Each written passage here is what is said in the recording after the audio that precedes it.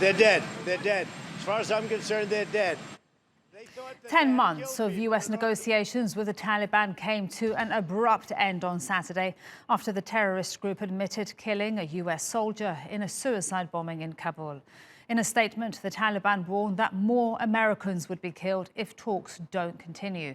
But there's little agreement in the U.S. on how to proceed.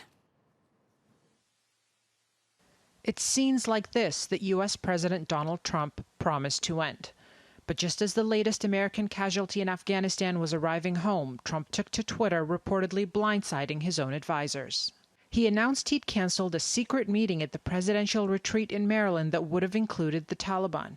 The change of plans followed yet another car bombing the Taliban said it had carried out in Kabul. They thought that they had to kill people in order to put themselves in a little better negotiating position. When they did that, they killed 12 people. One happened to be a great American soldier. Democrats slammed the president for entertaining the notion of hosting the Taliban in the first place. We have serious concerns. Number one is you can't have peace unless you have the Taliban and the Afghan government together.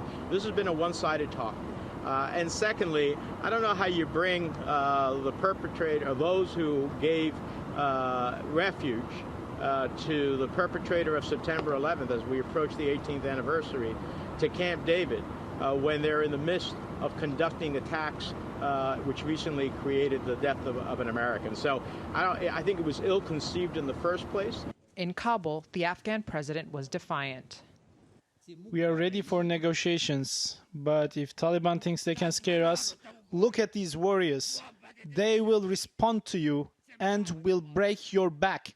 The top negotiator for the talks, Zalmay Khalilzad, had been recalled to Washington. He'd been part of a year-long effort to end the longest war in U.S. history. He and the Taliban had reportedly reached an agreement in principle. Trump's top diplomat insists the administration had made significant headway in the talks.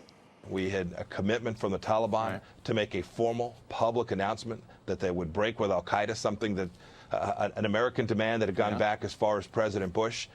We were making progress along the way. President Trump was supportive of those efforts. The U.S. was also seeking to roughly half the 14,000 troops it has stationed in Afghanistan, despite Trump's campaign promises of a complete withdrawal.